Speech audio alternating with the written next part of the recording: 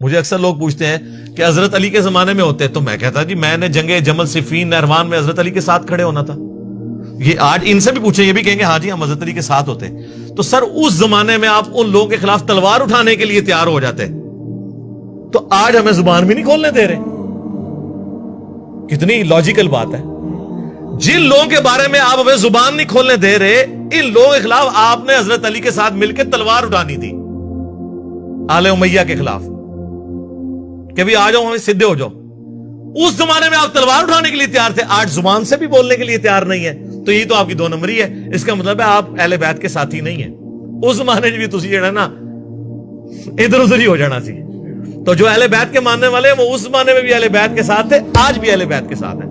یار اگر میں اس زمانے میں تلوار اٹھانے کے لیے تیار ہو جاتا مولا علی کے ساتھ مل کے، تو آج میں اپنی زبان بند کر لوں. میں تو اس سے بڑا کرنے کے لیے تیار تھا کہ تلوار اٹھا لیتا. تو زبان کھولنا تو چھوٹی چیز ہے تلوار کے مقابلے میں. تو یہ لاجیکل گفتگو ہے. تھوڑی سی اپنی عقل استعمال کریں. ویسے کامن سینس علماء میں نہیں ہوتا. Common sense is not so common. لیکن تھوڑی سی اگر آپ اپنی عقل استعمال کر لیں تو آپ کو پتہ چل جائے گا. میری نظر میں اس روئے ارض پہ جتنی بھی حدیثیں قرآن کی شان میں ہے نا، ان میں اگر آپ گریڈنگ کریں تو پہلے نمبر پہ جو حدیث ہے نا وہ مسلم شریف کی ہے. جو 4 حدیثیں ہیں مسلم میں غدیر خون کی، انٹرنیشنل نمبر کے مطابق 6225 سے لے کر 6228 تک، جو ہم نے اپنے منہج پہ بھی لکھ کے لگائی ہے کہ نبی علیہ السلام نے اپنی وفات سے 2.5 مہینے پہلے حج سے واپسی پر، حجۃ الوداع کے بھی بعد کا یہ خطبہ ہے، اس کو بھی سپرسیڈ کر رہا ہے. مکے سے مدینے آتے ہوئے خم نامی گاؤں میں پانی کے لیے پڑاؤ کیا. اونٹ کے پلان کا ممبر لگایا گیا آپ کے لیے. آپ علیہ السلام نے اس پہ کنکلوڈنگ گفتگو کی. اے لوگو آگاہ ہو جاؤ، میں بھی ایک انسان ہوں. قریب ہے کہ اللہ کا قاصد یعنی موت کا فرشتہ میرے پاس آئے اور میں اس کی دعوت قبول کر لوں، یعنی میں نے بھی دنیا سے جانا ہے.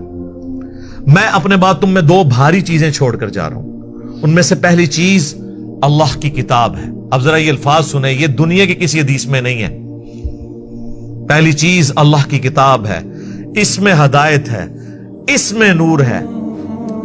تم اللہ کی کتاب کو پکڑو، اپنا تعلق اس کتاب کے ساتھ مضبوط کرو.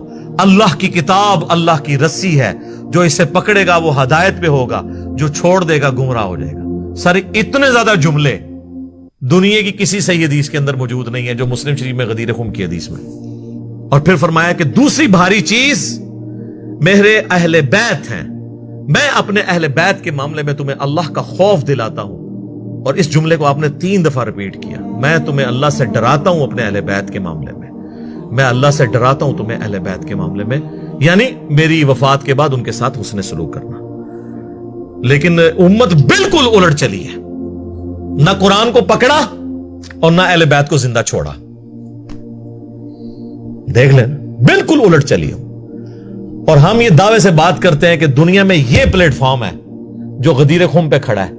قرآن کی بھی توحید جس طریقے سے یہاں سے بیان ہوئی ہے اور صدیوں کے وسوسے سیٹل ہوئے ہیں عقیدہ توحید کے اعتبار سے، کسی اور نے نہیں کیا. اور اگر کسی کو توحید کا نشہ تھا نا کہ اس نے کیا ہے، اہل بیت کے وہ دشمن تھے، پکے یزیدی پارٹی تھی، آدھی حدیث لی ہوئی تھی. اہل بیت کا دفاع بھی یہاں سے ہوا ہے، ناسبیوں کے اگینسٹ، آل امیہ کے اگینسٹ. مکمل غدیر خم پہ کھڑے ہیں. نبی علیہ السلام خالی قرآن تو نہیں دے کے گئے، اہل بیت کے ساتھ بھی کہا حسن سلوک کرنا ہے.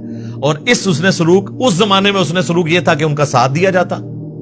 اور آج حسن سلوک کیا ہے کہ اہل بیت کا دفاع کیا جائے، خاموشی اختیار نہ کی جائے.